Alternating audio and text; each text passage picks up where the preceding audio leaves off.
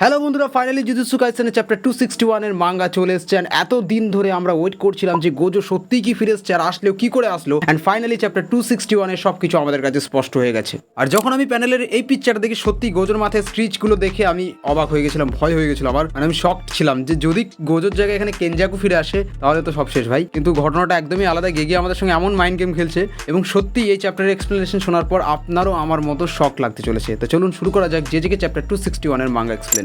তো চ্যাপ্টার 261 এর শুরুতেই যেটা আমরা দেখতে পাই, সুকুনার হার্টটাকে চিড়ে দিতে চাইছে ইউজি। তার হাত একদম বুকের ভেতরে ঢুকিয়ে দিয়েছে এবং সুকুনার যে হার্ট আছে সেই হার্টটাকে একদম হাতে করে চিড়ে দিতে চাইছে। এমন অবস্থায় সুকুনার ডোমেন এক্সপেনশন করতে যায়, কিন্তু তখনই সুকুনা বলে ওঠে নো ওয়ে, ইটস ইম্পসিবল। কারণ সে দেখতে পায় গোজোকে অ্যান্ড সে অবাক হয়ে যায় এবং ভাবে এই মানুষটা কি করে ফিরে আসতে পারে যাকে আমি নিজের হাতে মেরেছি। অ্যান্ড তখনই সুকুনা বলে ওঠে আই সি, আমি ক্ষমা চাইছি যে আমি তোমার দিকে তাকিয়ে রয়েছি, কারণ তুমি আমাকে সত্যি অবাক করে দিয়েছো। আমি ভাবতেও পারিনি তুমি এত দূর এত কিছু করতে পারো কুৎসুইউটা। মানে Sukuna addressed Gojo as Yuta. And তখনই আমাদের ফ্ল্যাশব্যাক দেখানো হয় যেখানে ইউটা রিগার দ্বারা কেনজাকুর কার্স টেকনিককে কপি করে গোজোর বডিকে ইউজ করার কথা তুলেছিল এবং এই কথাগুলি হচ্ছিল যখন গোজো আর সুকুনার ফাইট চলছিল। কিন্তু এই প্রস্তাবকে মাকি একদম না করে দেয়। অ্যান্ড হাকারি ইউটাকে বলে এটা হবে কিন্তু একটা শর্তে, যদি আমরা সবাই হেরে যাই, আমাদের কাছে আর কোনো অপশন না থাকে, তখনই তুমি এটা করতে পারো। এই সময় পান্ডা ইউটাকে বলে যদি গোজো হেরে যায় এবং মারা যায় তাহলে তুমি কেনজাকুর কার্স টেকনিককে কপি করে গোজোর বডিকে ইউজ করতে পারো এবং তুমি যদি এটা করতে পারো তাহলে আমাদের জেতার একটা লাস্ট চান্স থাকবে। অ্যান্ড তখনই কুসাকাবে বলে গোজোর লিমিটলেস টেকনিককে যদি কপি করা যায়। অ্যান্ড তখনই সোকো উত্তর দেয় উইদাউট 6 আইস লিমিটলেস টেকনিককে কপি করা যাবে না। কুসাকাবে বলে যদি 6 আইসকে কপি করা হয়, কিন্তু সোকো আবার বলে ওঠে এটাও সম্ভব নয়, কারণ 6 আইস কোনো কার্স টেকনিক নয়, এটা একটা ফিজিক্যাল অ্যাবিলিটি। অ্যান্ড এই সময় মেইমে এক্সপ্লেন করে যদি ইউটা কেনজাকুর কার্স টেকনিককে কপি করে গোজোর বডিকে কন্ট্রোল করতে যায় তাহলে কি কি হবে। এখানে মেইমে এ টু জেড সবকিছু এক্সপ্লেন করে ইউটাকে বুঝিয়ে দেয় যে কেনজাকুর কার্স টেকনিক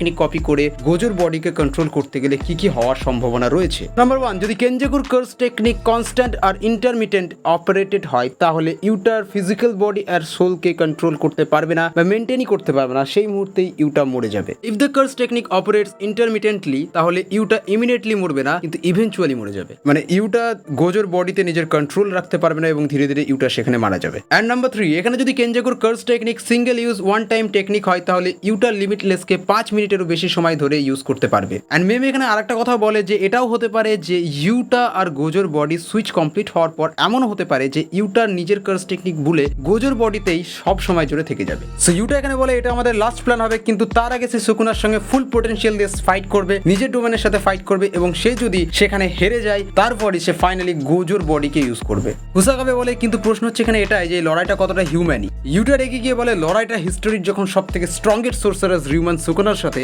তখন শুধুমাত্র হিউম্যানিটি ছুড়ে দিয়ে তাকে হারানো যাবে না, তাকে হারাতে গেলে আমাদের মনস্টার হতে হবে। কিন্তু মাকি তখন বলে ইউটা তুমি আমাদের জন্য খুব ইম্পর্টেন্ট। ইউটা তখন বলে অ্যান্ড গোজো সেন্সে কি আমাদের জন্য ইম্পর্টেন্ট নয়? ইউটা তখন বলে আমরা কেউ গোজো সেন্সেকে একা মনস্টার হওয়ার জন্য ঠেলে দিতে পারি না। যদি গোজো সেন্সে মারা যায় তাহলে নেক্সট মনস্টার কে হবে? যদি কেউ না হয় সেটা আমি হব। যদি গোজো সেন্সে মারা যায় তাহলে আমি গোজো সেন্সের বডিটা ইউজ করব।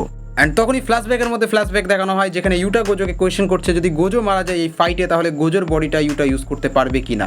সো গোজো উত্তর দেয় তার কোনো সমস্যাই নেই, কারণ গোজো বলে আমার কোনো হারার ইন্টেনশনে নেই, আর আমি যদি মারা যাই তারপর আমার বডি নিয়ে কী হবে সেটা আমার তাতে কিছু যায় আসে না। অ্যান্ড তখনই একটা প্রসঙ্গ তুলে ইউটা জিজ্ঞাসা করে গোজোকে সে ফুজিওয়ারা নাকি সুগাওয়ারা বংশের সাথে রিলেট করছে। গোজো তখনই বলে সুগাওয়ারা, কিন্তু ইউটা বলে সেন্সে আপনি তো আমাকে ফুজিওয়ারা বলেছিলেন। অ্যান্ড গোজো সেখানে কনফার্ম করে যে না, তুমি সুগাওয়ারা বংশের সঙ্গে রিলেট করছো। আর এখানেই জানা যায় ইউটা আর গোজো হলো দূরের সম্পর্কের আত্মীয়। ইউটা তখন বলে উরোসান যে বলেছিল আমি ফুজিওয়ারা, হয়তো তিনি ভুল ছিলেন। গোজো বলে হয়তো আমরা দুজনেই ঠিক। অ্যান্ড এবার গোজো তার স্টুডেন্টদের চলে যেতে বলে, কারণ সে চায় না তার স্টুডেন্টরা এই ধরনের রক্তারক্তি দেখুক, স্পেশালি যখন সে জানে না এই মুহূর্তে কি হতে চলেছে বা কি হবে, সে হারবে না জিতবে।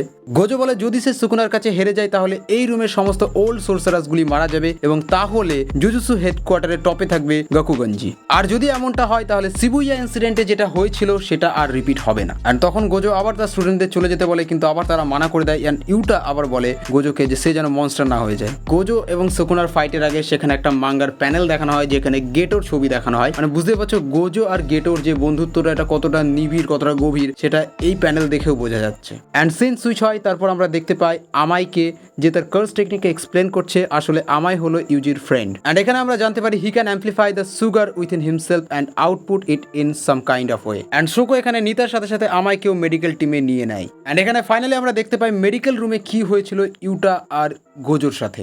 এখানে দেখা যাচ্ছে ইউটা সুকুনা স্ল্যাশেস খেয়ে দুভাগে কেটে গেছে অ্যান্ড ইউটার অবস্থা আরও বেশি খারাপ, এবং এই অবস্থা যাতে আরও বেশি খারাপ না হয় তাই এখানে নিতা তার কার্স টেকনিক ইউজ করে ইউটার ব্লিডিংকে কমানোর চেষ্টা করে অ্যান্ড ইউটার জ্ঞান ফিরলে সে রিকাকে থ্যাংক ইউ বলে এবং সে বলে সে তার লিমিটে পৌঁছে গেছে। অ্যান্ড সোকো বলে সে গোজোর বডিকে এখানে স্ট্রিচ আপ করে রেখেছে অ্যান্ড সোকো এখানে বলে ইউটা বডি সুইচ করার সাথে সাথে তার আরসিটিকে একদম ম্যাক্সিমাম ক্যাপাসিটিতে নিয়ে যেতে হবে যাতে গোজোর বডিটা পুরোপুরি হিল হয়ে যায়। অ্যান্ড এখানে ফাইনালি বোঝা গেল যে কিভাবে ইউটা গোজোর বডিতে গেল অ্যান্ড কিভাবে সাতোরু গোজো এখানে ফিরে আসলো। অ্যান্ড তারপরে আমরা প্রেজেন্ট টাইমে চলে আসছি যেখানে দেখতে পাই অ্যাগেন গোজো ভার্সেস সাকুনা ফাইট শুরু হয়ে গেছে। ইউজি ভাই কোথায় গেল আমি দেখতে পাচ্ছি না এখানে। অ্যান্ড সাকুনা তার ডোমেন এক্সপেনশন মেলোভেলেট শ্রাইন ইউজ করছে অ্যান্ড অন্যদিকে গোজো তার ডোমেন আনলিমিটেড ওয়াইড ইউজ করছে। অ্যান্ড এখানেই শেষ হচ্ছে চ্যাপ্টার 261। অ্যান্ড এডিটর এখানে কমেন্ট করছে the revenge match brings. So এই চ্যাপ্টারে আমরা তেমন কোনো ফাইট দেখতে পাইনি, কিন্তু গেগে এখানে আমাদের সম্পূর্ণ ক্লিয়ার করে দিয়েছে যে কি করে গোজো ফিরে আসলো অ্যান্ড ইউটা কিভাবে গোজোর বডিটা দখল করলো। সো নেক্সট উইক জেজেকে মাঙ্গা পাবলিশ হবে না, কারণ নেক্সট উইক ব্রেক আছে। আবার দেখা হবে একটা নতুন চ্যাপ্টার এক্সপ্লেনেশনের সাথে। ততক্ষণের জন্য ভালো থাকবেন।